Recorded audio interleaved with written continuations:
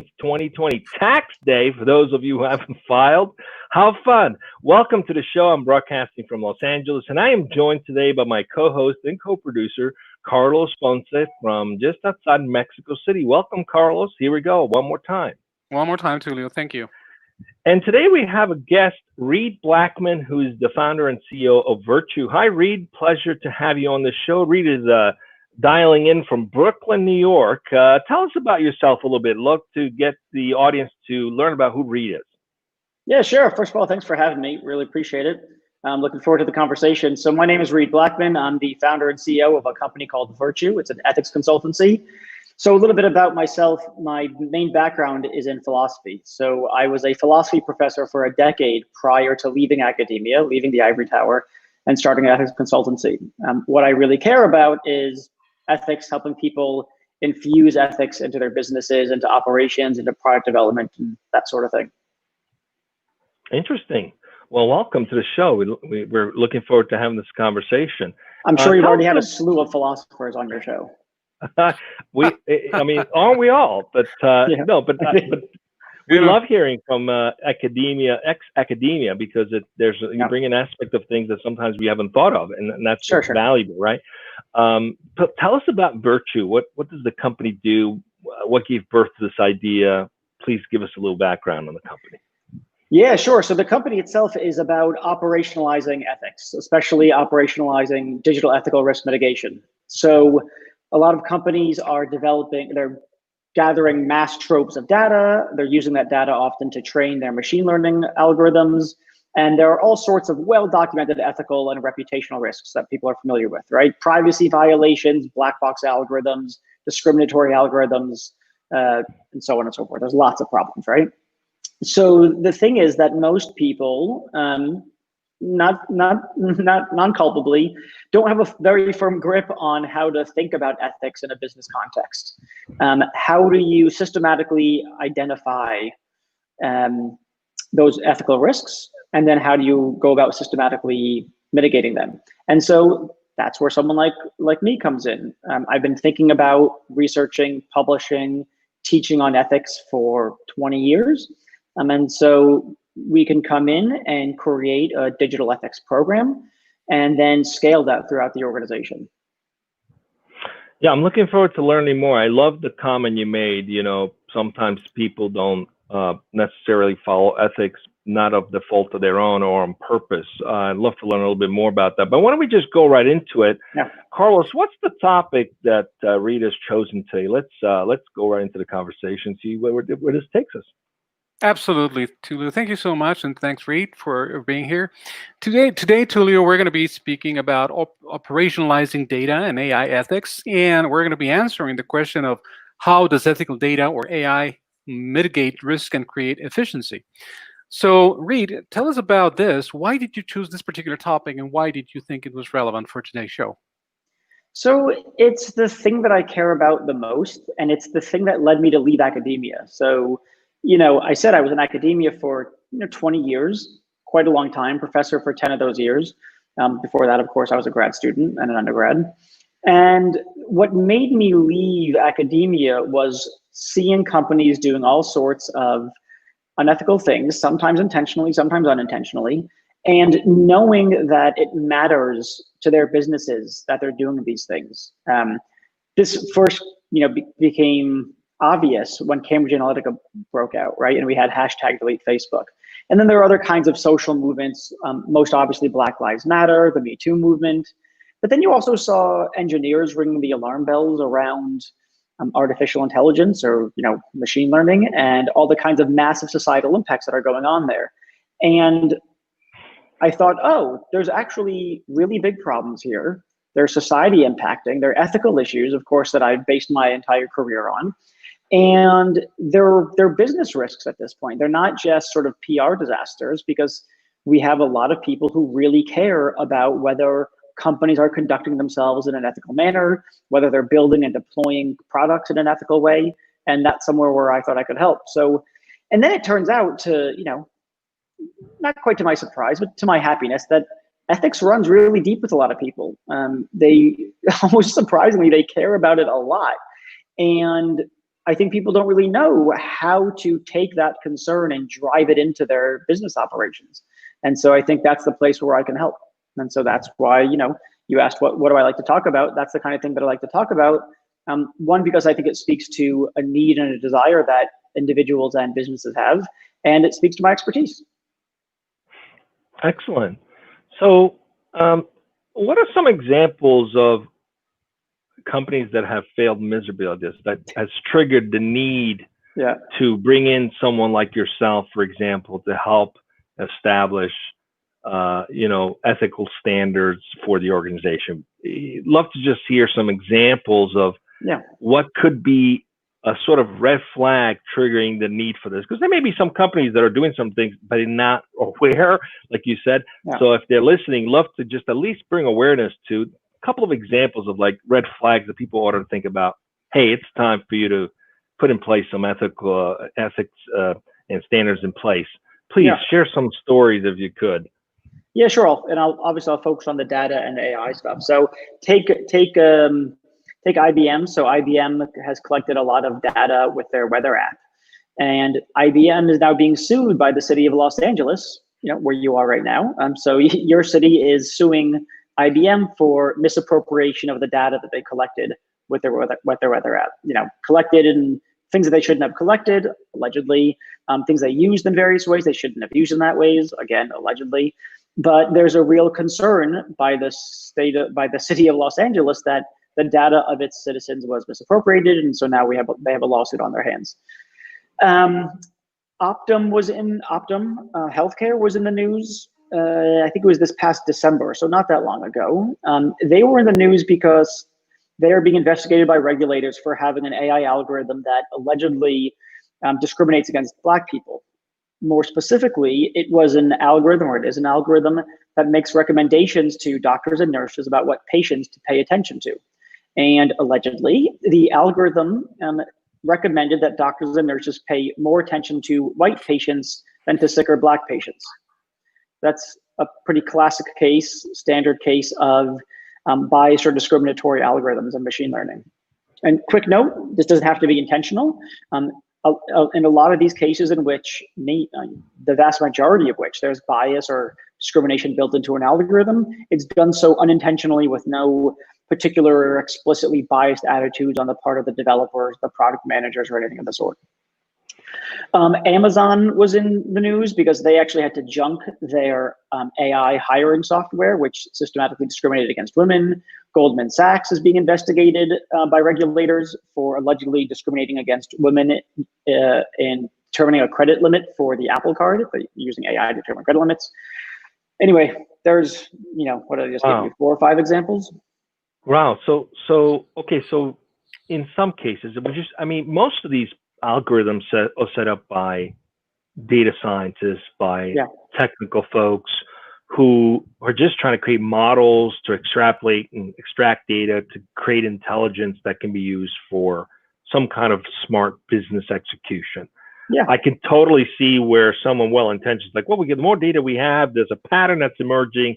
Based on this pattern, this is what we recommend. And unfortunately, sometimes the road to hell is paved with good intentions. So if you're that kind of business, what I'm hearing is if you're in the kind of business where you're collecting consumer data or any kind of behavior data from consumers, then you probably ought to look at how you're going to apply it so that you don't unnecessarily create an environment where you could be construed as like, hey, the algorithm is actually having a bias towards a certain group of people, even though it wasn't intended to do that.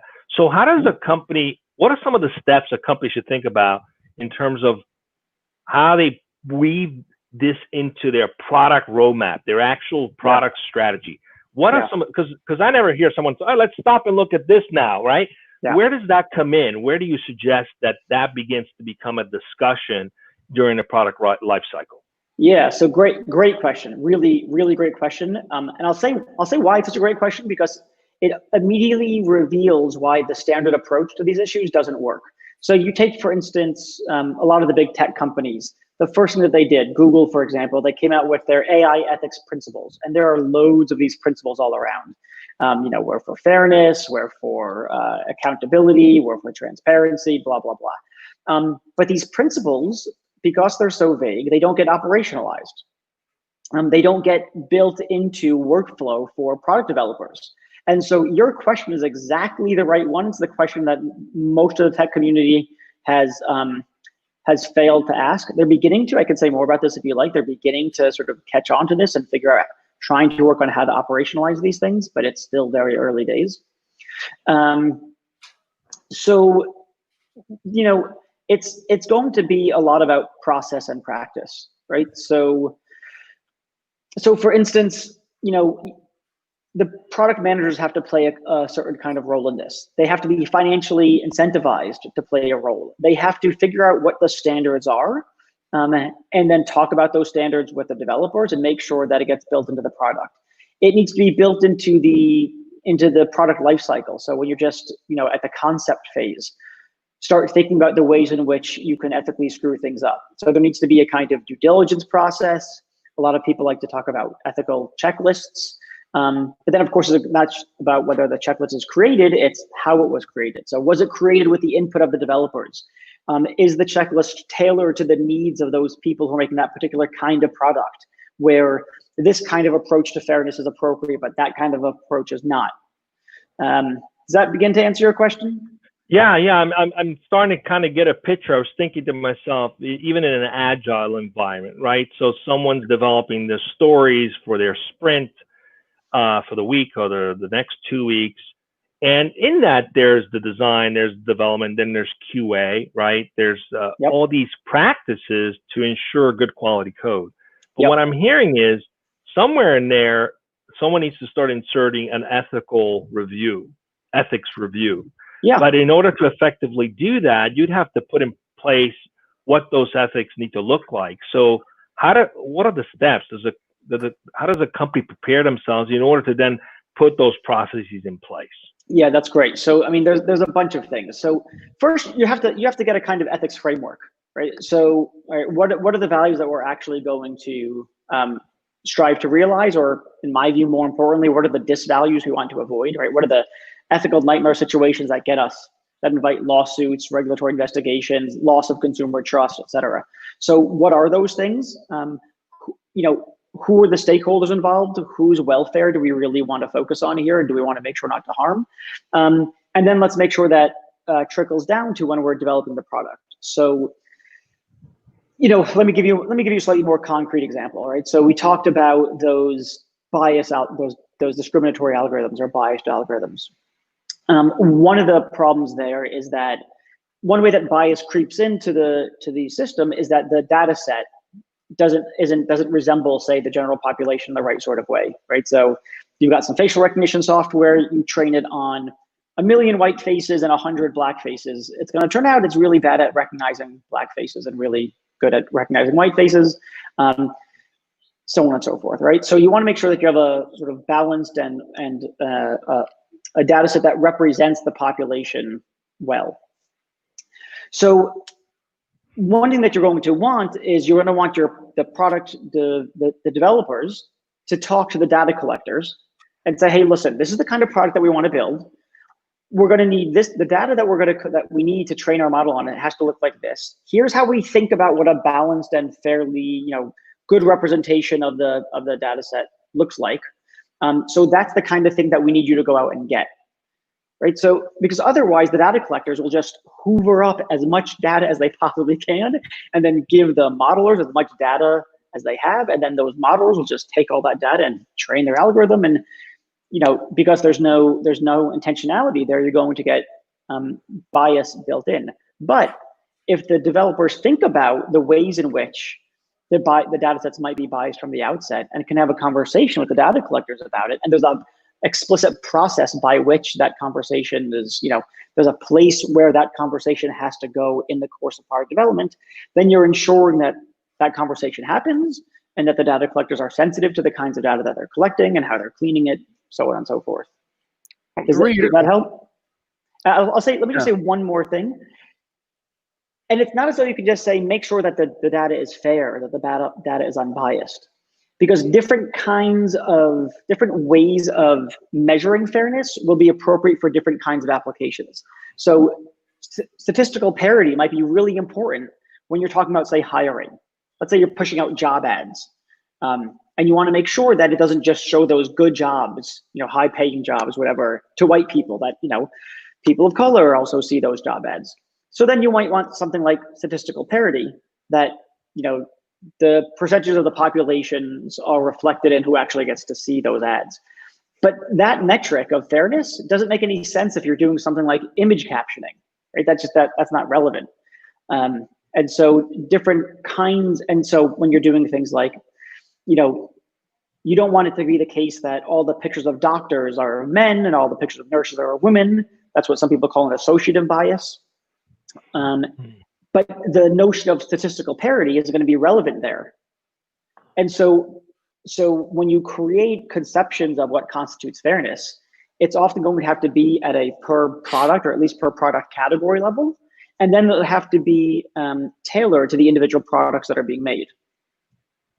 It's very interesting observation. I know you have a question. I just want to make an interesting comment. I've been an advisor to a couple of AI companies in the past, and that never crossed anybody's mind. It was always, the algorithm and the machine will learn and come up with the outcome. So, the mindset's been, well, you're removing the ego out of it because the machine's doing the work. But what I'm hearing is, without, telling the machine to be cognitive of the fact that it could, to avoid certain biases, then you're kind of leaving it a potluck, which creates a risk. Yeah. Is that a fair statement?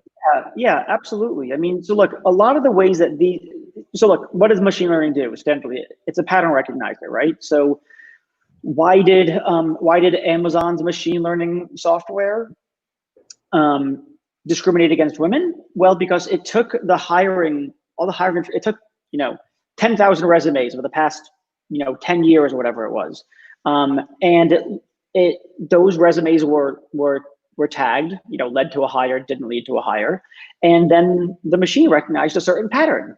We hire men, we don't hire women. And so it started taking out, as it were, red lighting the resumes that were women's resumes. For instance, I might read the resume, using NLP, and it says NCAA women's basketball, and so that thing gets red lighted.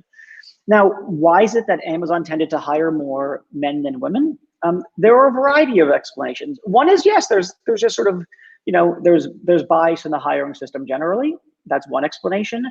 The other is, you might say, more societal, that there are more men in STEM fields than there are women. And so there's going to be a lot more men in the pool of candidates. And so, of course, more men are going to get hired. But the algorithm just interprets that as, the thing that we do is hire more men than women, or we don't really hire women, we hire men. So that's just some bias in the data set that gets unintentionally reflected in the model. And then there's a question about, okay, well, what's the strategy for mitigating the risk? Do we now go and do we want to reassess our data set? Do we want to reassess our model? Do we want to change the objective function? What's the thing that we should do to mitigate those biases? And now you need a process by which the potential strategies are identified, the various probabilities of effectiveness and the cost of those strategies is assessed, and then a decision is made about which strategy to pursue. And that gets handed back to the developers to say, okay, here's how you should go about mitigating those biases. Reid, I got a question, and this is more of an personal education nature for me, because I haven't been like Tulio. Tulio's been around for forever, like more than 3 decades in technology, and I haven't. So my question is this: ever since you've been in business with Virtue, and well, I understand that your focus is helping companies integrating ethics in the development and deployment of even emerging technology. In this context, along the journey that you've taken, have you ever seen any kind of product that was intended to be deployed and had to be stopped stone cold because there was some issue with the ethics and everything, pretty much everything that you're talking about, for any reason whatsoever? You don't have to say any brands or names, but specific things that happened as an anecdotally that you can share with us and with the audience, so that we can be on the lookout. My grandmother used to say, "Reveal the sin, not the sinner." Exactly. Right. Exactly. I mean, so look, usually if someone is working with me, then they already have a sense that there is something going on, right? It's usually, oh, we're aware of these risks. We started to see these risks. We've seen people raising questions about it. The engineers are raising concerns. And so, of course, I've seen certain things come along. Usually when I get involved, sometimes I get involved at the product level. That certainly happens, where I'll help them work through product development and deployment, what best practices are for deployment, and also, hey, what are the features that you should or should not include in here from an ethics perspective, and what are the ways that you can, more responsibly develop this product, say train the model. So that happens. A lot of times when I get involved, though, it's more along the lines of, we don't know what we don't know. We're collecting a ton of data. We are building, machine learning applications, models, and we've had these ethics issues sort of pop up here and there, and frankly, we don't have a way of attacking that problem. So we want to go about doing it systematically. How do we build out a data ethics risk program? And that's where I come in. So because I'm not standardly embedded in a team or embedded in a company deeply, it's not that I see it, someone, pull the cord on some particular product. Okay. But that's going on for sure. Interesting. I mean, it sounds to me that, VCs or investors probably have that question in their checklist, in their due diligence checklist. If you're investing in an AI company or a company that's, it sounds to me that would be appropriate to begin to ask those questions. Do you have an ethics standard? How are you going to handle this? Because the last thing you want to do is invest in a company that has a lot of promise. The data works, the algorithm works, but the outcomes reveal something that causes a lawsuit and unintentionally causes bias, which could have been avoided by simply having a question that says, what's your standard? And if you don't have one, let's put one in place to avoid that from happening. How many companies are proactively doing that? Are VCs proactively doing that? Are you seeing that pattern, or is that something like it's early days and this is part of the educational process to bring awareness to this issue? Yeah, great question. So I don't think VCs are doing this. I think they ought to. They should, for purely self-interested reasons. To your point, they don't want their investment blowing up. One suspects that if there had been a proper ethical due diligence, if SoftBank had done a proper ethical due diligence, they wouldn't have wound up with a bomb on their hands. But they're not. Partly that might be because they're risk takers by nature, right? Venture capitalists are into the risk game. And on the other side of the coin, the startups, they're not incentivized to do it either. They're incentivized to develop an MVP and start getting enterprise clients as soon as possible, in part to satisfy those investors, right? So it's harder in the startup world. I've worked with startups, but they don't always have the budget for it, and the VCs are not pushing it. The places where we're seeing a lot of action is actually the big tech companies, unsurprisingly. So Microsoft is probably the most aggressive on this. They've got a number of departments within that are working on both research. They're doing research on operationalizing AI ethics, data ethics, et cetera. They're working on, and they actually have practitioners who are working on operationalizing it.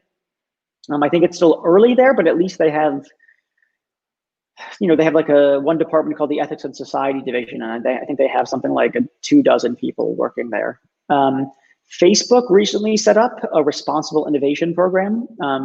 Recently, less than a year, but they're from what I understand, and I know the people who are running it. They're doing a lot of hiring, and they're trying to be very active on this. Twitter is getting into the game. They're working on machine learning ethics and integrating that into product development. Very early for them, but the big tech companies, there's no doubt that they're doing it. And they're actually putting, for them, not a lot of money, but, putting together relatively substantial, by most other companies' measures, pretty substantial teams.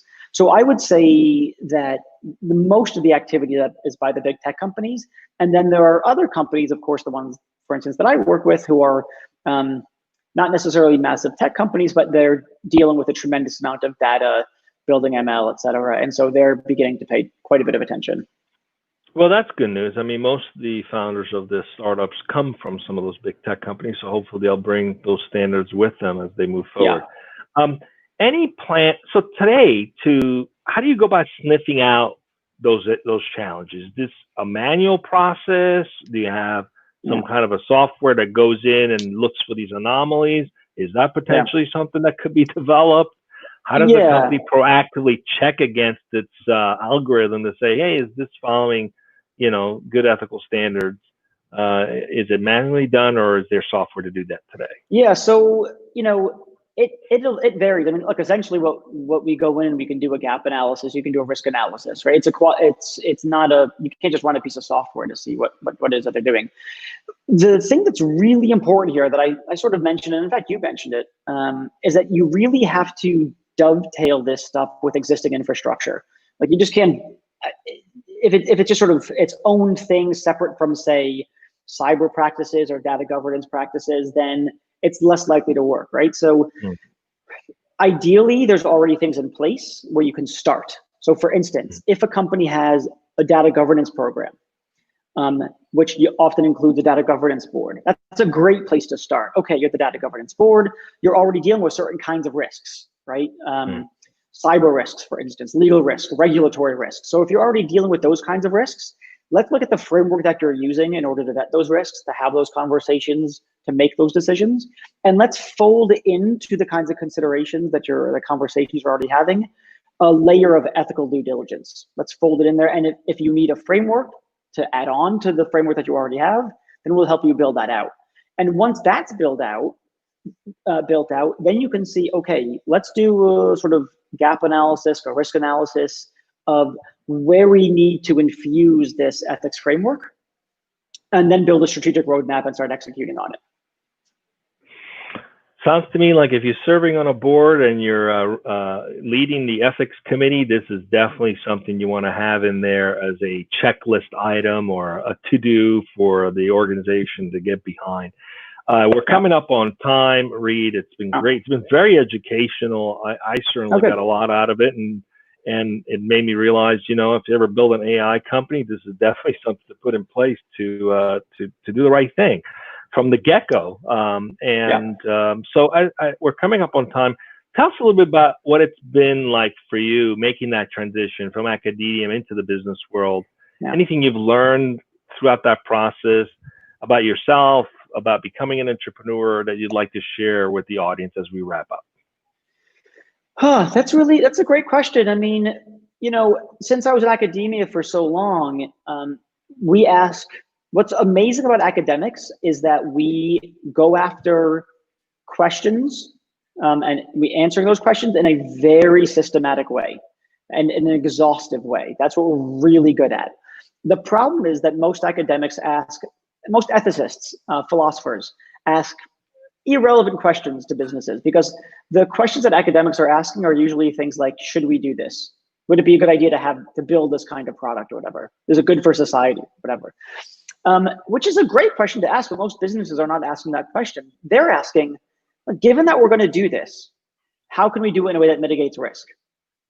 And the problem is that when they standardly confront the kinds of ethical issues that companies are getting in trouble for, they don't know how to systematically identify and then mitigate those risks, because ethical risk is, in the context that we're talking about, is not something that they've ever been trained to do.